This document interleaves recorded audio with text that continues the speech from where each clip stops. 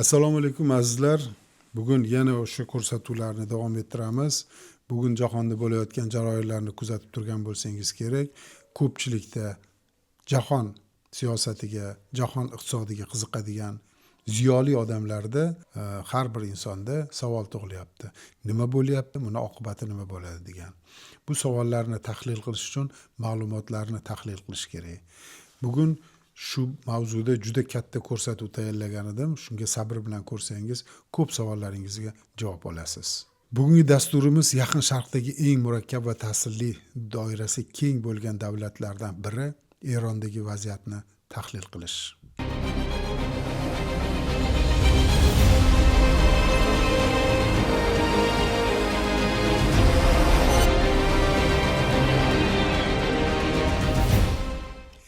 Eron bugun ikki parallel jarayonni boshidan kechirmoqda. Ichki siyosiy ijtimoiy qarama-qarshilik va tashqi geosiyosiy bosim. Ichki siyosatdagi vaziyat. Eron siyosiy tizimi teokratik respublika modeliga asoslangan. Davlat rahbari sifatida oliy rahbar Ali Xamenei eng yuqori vakolatlarga ega bo'lgan shaxs edi. Prezident, parlament va hukumat faoliyat yuritadi. Ammo strategik qarorlarda oliy rahbar hal qiluvchi rol o'ynaydi. So'nggi yillarda mamlakatda iqtisodiy qiyinchiliklar juda ham kuchaygan. Xalqaro sanksiyalar, inflyatsiya darajasining yuqoriligi, milliy valyuta qadrsizlanishi aholi turmush darajasiga jiddiy ta'sir ko'rsatdi. Ayrim ma'lumotlarga ko'ra, inflyatsiya ayrim davrlarda 40-50% atrofida bo'lgan. 2022 yildan boshlangan ommaviy noroziliklar mamlakatda chuqur ijtimoiy muammolar mavjudligini ko'rsatadi. Ayniqsa yoshlar va shahar aholisi islohotlar, ijtimoiy erkinliklar va iqtisodiy imkoniyatlarni kengayishini talab qilmoqda. Shu bilan birga aholini boshqa qismi amaldagi tizimni qo'llab-quvvatlamoqda. Ba'zi ma'lumotlarga qaraganda o'sha vaqtdagi noroziliklar davrida 5000 ga yaqin odam o'ldirilgan. Ba'zi ma'lumotlar 35 mingga yaqin degan raqamlarni ham keltirmoqda. Lekin buni aniq ma'lumotlarga ega bo'lish qiyin, lekin noroziliklar mavjud edi. Qiziq jihat shundan iboratki, ayrim davlat bayramlari va rasmiy tadbirlar vaqtida jamoatchilikni ma'lum qismi ko'chalarga chiqib, davlat ramzlari va rasmiy siyosatni qo'llab-quvvatlaydilar. Bu Eron jamiyatini ikki qatlamli ekanligini ko'rsatadi. Lekin shu bilan bir vaqtda norozilik kayfiyati ham mavjud. Davlatchilik g'oyasi atrofida birlashgan qatlam ham bor. Harbiy siyosiy komponentga keladigan bo'lsak, Eron mintaqadagi faol tashqi siyosat yuritadi. Mamlakat qurolli kuchlari tarkibida alohida strategik tuzilma Islom inqilobi muhofizlari korpusi mavjud bo'lib, u nafaqat harbiy, balki siyosiy, iqtisodiy ta'sirga ham ega. 2024-yil aprel oyida Eron va Isroil o'rtasidagi to'g'ridan-to'g'ri raketa va dron almashuvi kuzatildi. Bu ilk bor ikki davlat o'rtasidagi bevosita zarbalar amalga oshirilgan holat sifatida tarixga kirdi.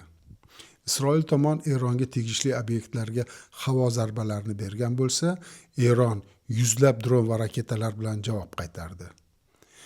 Mandagi ma'lumotlarga qaraganda Eron tomonidan 300 ta dron va raketalar otilgan va shu raketalardan bor yo'q 3 tasi bevosita hududga kirib tushgan. Qolganlar urib tushirilgan.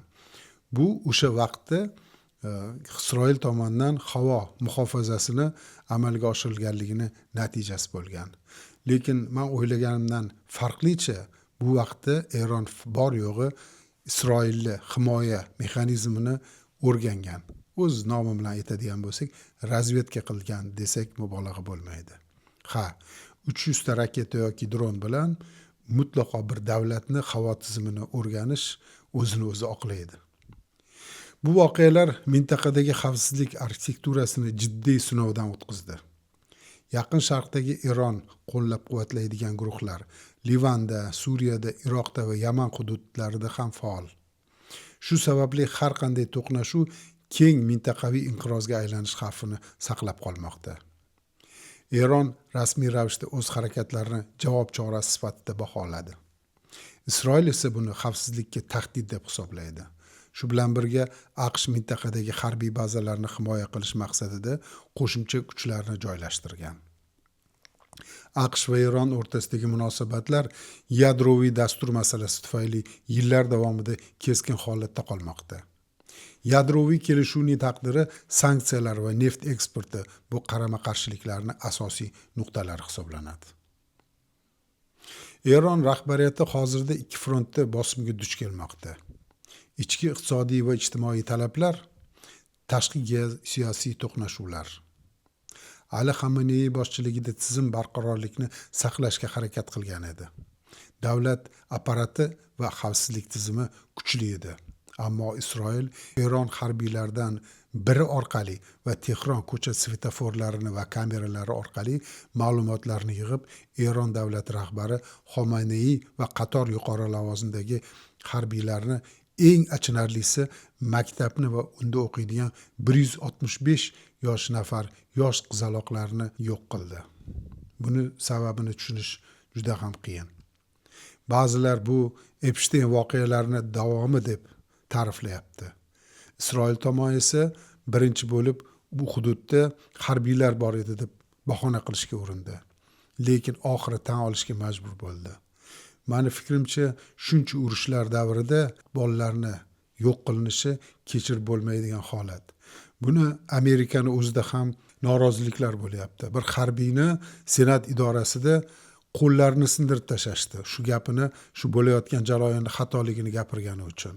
Demokratiya bo'yicha butun dunyoga jar soladigan davlatda 165 nafar yosh qizni o'ldirilishini panja ostida qarashga uringan siyosatchilarga bittagina harbiyni irodasi yetib e'tiroz bildirdi. Lekin uning qo'llari singani bilan qalbidagi gapni gapirishga ulgurgan. Eron jamiyati ham bir xil emas. Ayrim hududlarda davlat siyosatini qo'llab-quvvatlovchilar namoyon bo'lsa, boshqa qatlamlarda iqtisodiy va ijtimoiy islohotlarga ehtiyoj kuchli. Bu ikki tendensiya bir vaqtning o'zida mavjud. Shuning uchun vaziyatni inqilob yoki to'liq barqarorlik deb bir tomonlama baholash xato bo'ladi. Xulosa qiladigan bo'lsak, Eron bugun mintaqani markaziy geosiyosiy tuguniga aylangan. Uni ichki barqarorligi, neft bozori, yaqin sharq xavfsizligi va global siyosatga ta'sir ko'rsatadi. Yaqin istiqbolda to'liq masshtabli urush ehtimoli past deb baholanadi. Ammo cheklangan to'qnashuvlar xavf saqlanib qolmoqda. Ichki islohotlar va tashqi muzokaralar yo'li barqarorlikka olib boruvchi asosiy ssenariy hisoblanadi. Eron atrofidagi vaziyatni to'liq anglash uchun uni yadroviy dasturi va elita ichidagi siyosiy muvozanatni tahlil qilish zarur. Eronning yadroviy dasturi 2000-yillar boshidan beri xalqaro siyosat markazida turibdi. 2015-yilda Birlashgan Millatlar Tashkiloti doirasidagi kelishuv, rasman yadroviy kelishuv deb atalgan hujjat qabul qilindi. Bu kelishuv Eronni uran boyitish darajasini cheklash va xalqaro inspeksiyalarga ruxsat berish evaziga sanksiyalarni yumshatishni nazarda tutgan edi. Biroq 2018-yilda AQSh kelishuvdan chiqdi va sanksiyalar qayta tiklandi. Shundan so'ng Eron uran boyitish darajasini bosqichma-bosqich oshirib bordi. Ayrim xalqaro hisobotlarga qaraganda boyitish darajasi bugungi kunda 60% gacha yetgani aytiladi. Garchi Eron rasman yadroviy qurol yaratish niyatini rad etib kelsa-da, bu texnik jihatdan qurol darajasiga juda yaqin ko'rsatkich hisoblanadi. Yadroviy dastur Eron uchun faqat harbiy masala emas. Bu milliy suverenitet, tashqi bosimga qarshi turish va mintaqada strategik muvozanatni vositasi sifatida ham ko'riladi. Shu sababli bu masala ichki siyosatda ham milliy g'urur ramziga aylangan. Eron siyosiy tizimida bir nechta kuch markazlari mavjud. Oliy rahbariyat apparati, prezident va hukumat va parlament, islom inqilobi muhofizlarining korpusi, diniy kengashlar. Haqiqiy kuch muvozanatni ko'p hollarda xavfsizlik strukturalari tomonidan jamlangan. Inqilob muhofizlari nafaqat harbiy, balki iqtisodiy loyihalarda ham faol. Ular energetika, qurilish va strategik infratuzilmani sohalarida katta ulushlarga egalar. Ayni paytda prezidentlik instituti islohotlarga ochiqlikni ifoda etishi mumkin. Ammo tashqi xavf ortishi bilan xavfsizlik qanoti ta'siri kuchayadi. Kuzatuvchilar fikricha, agar tashqi bosim davom etadigan bo'lsa, elita ichida konservativ qanotning pozitsiyasi yanada mustahkamlanishi mumkin. Agar iqtisodiy muzokaralar samara bersa, islohotchi kuchlar nisbiy ustunlikka ega bo'lish ehtimoli ham yo'q emas. Isroil va Eronning o'rtasidagi ziddiyat ochiq diplomatik munosabatlar yo'qligi bilan xarakterlanadi. Isroil Eron yadroviy dasturini milliy xavfsizlikka to'g'ridan to'g'ri tahdid deb hisoblaydi. 2024-yilda to'g'ridan to'g'ri raketa va dron almashinuvi ikki davlat munosabatlarini yangi bosqichga olib chiqdi. Bu holat avval faqat proksi kuchlar orqali yuritilgan raqobatni ochiq harbiy formatga yaqinlashganini ko'rsatdi. Bu vaziyat butun Yaqin Sharq xavfsizlik tizimiga ta'sir qildi. Neft narxlarini keskin o'zgartirdi. Mintaqada harbiy tayyorgarlik oshdi. Diplomatik aloqalar faollashdi. Eron mintaqadagi bir nechta siyosiy harbiy guruhlarga ta'sir ko'rsatdi. Bu uni strategik murakkab siyosati deb baholandi. Bunday model Eronga tashqi bosimni o'z hududidan tashqarida ushlab turish imkonini berdi. Biroq bu siyosat mintaqadagi arab davlatlari bilan munosabatlarni murakkablashtirib yubordi. So'nggi yillarda ayrim arab davlatlari bilan diplomatik yaqinlashuv kuzatilgan bo'lsa-da, ishonch muammosi saqlanib qolmoqda. Sanksiyalar tufayli Eron neft eksporti cheklangan. Shunga qaramay, mamlakat Xitoy va ayrim boshqa bozorlar orqali savdo kanallarini saqlab qolmoqda. Adashmasam, hozirgi paytda faqatgina Xitoyning o'zi 15% ga yaqin Eronning neftini sotib olishda davom etmoqda. Milliy valyuta bosimi, ishsizlik va inflyatsiya esa jamiyatda ijtimoiy talabni kuchaytirmoqda. Yoshlar ulushi yuqori bo'lgan demografik tarkib kelajakda siyosiy transformatsiya ehtimolini oshiradi. Jamiyatda raqamli muhit va axborot oqimi kengaygani davlat nazoratini murakkablashtirmoqda. Yaqin istiqbolda 3 ta asosiy ssenariy bo'lishi mumkin. Bulardan birinchisi nazorat ostidagi keskinlik. Cheklangan harbiy almashinuvlar, lekin mutlaqo urushsiz. Ikkinchisi diplomatik muzokaralar orqali yadroviy masala bo'yicha yangi kelishuv. Uchinchisi esa noto'g'ri hisob-kitob yoki lokal mojaro keng mintaqaviy inqirozga aylanishi. Hozirgi dinamika birinchi ssenariyni ko'proq ko'rsatmoqda. Ammo vaziyat tez o'zgarib ketishi mumkin. Erondagi siyosiy tizimda oliy rahbar mavqei markaziy ahamiyatga ega. Hozirgi rahbarning siyosiy salomatligi va siyosiy irodasi mamlakatdagi barqarorlikni ta'minlar edi. Lekin u vafot etdi. Endi nima bo'lishi katta savol ostida. Shu bilan birga ichki elita orasidagi kelgusidagi tranzit masalasi ham doimiy muhokama mavzusidir. Ehtimoliy tranzitda quyidagi omillar asosiy rol o'ynaydi. Ichki elita manfaatlari, inqilob muhofizlari va konservativ blok siyosiy va iqtisodiy ta'sirini saqlab qolishga urinishadi. Islohotchi kuchlar esa prezident va parlamentdagi islohotchi tuzilma yoshlar, urbanizatsiya va global iqtisod bilan bog'liq siyosiy talablarni inobatga olishga majbur bo'lishi mumkin. Ijtimoiy omillar, sanksiyalar, inflyatsiya, ishsizlik va raqamli muhit alohida o'zgarish talabini kuchaytirmoqda. Ehtimoliy ssenariylardan biri elita orasida kompromiss va ichki maqsadlarni muvozanatlashtirish orqali yumshoq tranzit. Ikkinchisi konservatorlar va islohotchilar bloklar o'rtasidagi keskin raqobat. Agar ikkinchi ssenariy yuz bersa, ichki norozilik va mintaqadagi qo'shimcha qo'rquv xavflari o'ziga yarasha kuchayadi.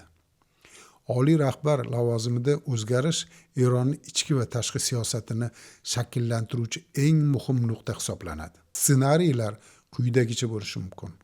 Konservativ qadam. Yangi rahbar oliy rahbar institutini mavqeini saqlaydi. Tashqi siyosatda keskin pozitsiyani davom ettiradi. Bu Isroil va AQSh bilan munosabatlarda kuchli ziddiyat va raketalar almashinuvini ko'paytirishi mumkin. Muzokaralarga ochiq qadam, yangilangan rahbar yadroviy dastur bo'yicha muzokaralarga tayyorgarlik ko'rsatishi va sanksiyalar yumshatilishini qo'llab-quvvatlashi mumkin. Bu global neft bozori va Yaqin Sharqdagi barqarorlikka ijobiy ta'sir qiladi. xavfli transformatsiya, ichki elita va aholi talablari orasidagi keskin ziddiyat. Bu noto'g'ri baholashlar natijasida harbiy mojarolarga va mintaqaviy inqirozga olib kelishi mumkin. Neft bozori va global iqtisodiyotga ta'sirga keladigan bo'lsak, Eron yadroviy va harbiy vaziyat bilan bog'liq har qanday o'zgarish butun dunyo iqtisodiyotiga ta'sir ko'rsatadi. Bunda asosiy omillar ko'p. Bugunning o'zida neft narxi $100 ga yaqinlashib qoldi. Neft eksporti va narxlar, Erondagi tranzit va yadroviy nizo neft qiymatini bir necha foizdan o'nlab foizgacha oshishiga sabab bo'lishi mumkin. Xitoy va Yevropa bozorlari Eron neft eksportini asosiy mijozlari hisoblanadi. Sanksiyalar va blokadalar global ta'minot zanjirini buzilishiga sabab bo'lishi mumkin. Yaqin Sharq xavfsizligi, Isroil va arab davlatlari bilan bo'lgan ziddiyat mintaqadagi investitsiya va savdo xavfini oshiradi.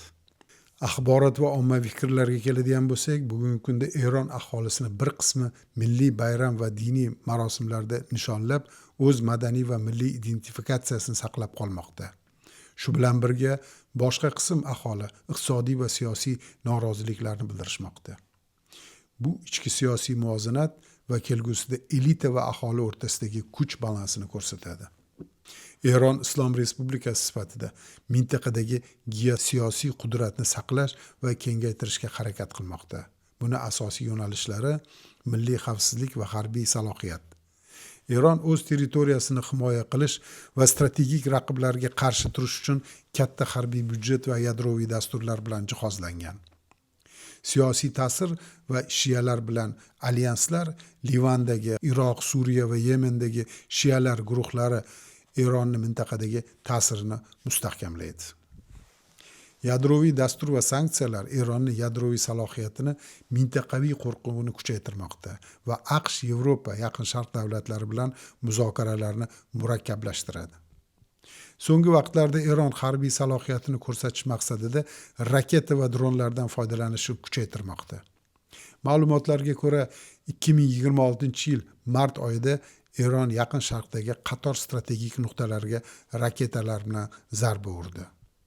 Bu harakatlar asosan Isroil va qo'shni arab davlatlariga nisbatan yo'naltirildi. Tahlilchilarning fikriga ko'ra, Eron raketalar va dronlarni kuchayishi mintaqaviy barqarorlik va global neft bozori uchun xavfli signaldir. Eron raketalari va dronlari bir tomondan strategik va xavfsizlik maqsadida xizmat qilsa, ikkinchi tomondan mintaqadagi nizolar va harbiy mojarolarni kuchayishiga olib kelmoqda. Eronda aholining o'zgaruvchan kayfiyati ham strategik muhokamadagi muhim rol o'ynaydi. Aholining bir qismi milliy va diniy bayramlarni nishonlab, milliy identifikatsiyani saqlamoqda. Boshqa qismi esa iqtisodiy qiyinchiliklar va siyosiy cheklovlarga norozilik bildirmoqda. Global ta'sirga keladigan bo'lsak, AQSh, Yevropa va Buyuk Britaniyaning Eron siyosiy va harbiy harakatlariga munosabati mintaqadagi strategik va iqtisodiy manevrlarni shakllantirmoqda. Bugungi voqealardan xulosa qiladigan bo'lsak, Eronning harbiy va siyosiy harakatlari bilan Yaqin Sharqdagi xavfsizlik muhitini sezilarli darajada o'zgartirmoqda.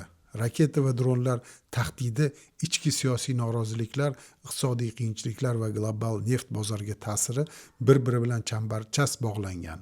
Shu bilan birga aholi va elita orasidagi muvozanat Eronning kelgusidagi siyosati va Yaqin Sharqdagi barqarorligiga katta ta'sir ko'rsatadi. Oxirgi vaqtlarga xabarlarga qaraganda, Eronning dron raketalari qo'shni davlatlarda, arab davlatlaridagi Amerika Qo'shma Shtatlarini harbiy bazalarini vayron qilib tashlagan. Eng qizig'i, 1 milliard 100 million dollar turadigan butun Yaqin Sharq va atrofdagi muhitni kuzatadigan katta radar lokatorni yo'q qilib yubordi. Shu bilan bir vaqtning o'zida Dubay kabi shaharlarda ham notinchlik mavjud. Raketalar uchmoqda, ba'zi bir osmono'par binolar portlatilmoqda. Va bu albatta ko'pchilik arab davlatlarini Amerika Qo'shma Shtatlari ularning himoyasini o'z zimmasiga olgandagi vaziyatni mutlaqo o'zgartirib yubormoqda. Amerika Qo'shma Shtatlari ham o'zini qadamini qo'ymoqda, Eronning eng kuchli harbiy kemasini yo'q qilingani haqida xabar bermoqda. Bu jarayonlar urushni hozirni o'zida katta ta'sir ko'rsatayotganini va muhitga zararli bo'layotganini ko'rsatib turibdi. Endi bu urush qancha davom etishi va uni oqibatlari haqida kuzatamiz, vaziyatga qarab baho beramiz. Sog' salomat bo'linglar, like tugmasini bosing va imkon bo'lsa obuna bo'ling. Siyosat, iqtisod olamidagi yangiliklardan doimo sizlarga xabardor qilishga harakat qilaman. Afsus, meni ham ishlarim ko'p, ba'zan kechga qolishim mumkin. Shuning uchun qabul qilasizlar va bu jarayonlarni sizlarga aytib berishim uchun obuna bo'lishni unutmang. Sog' salomat bo'linglar.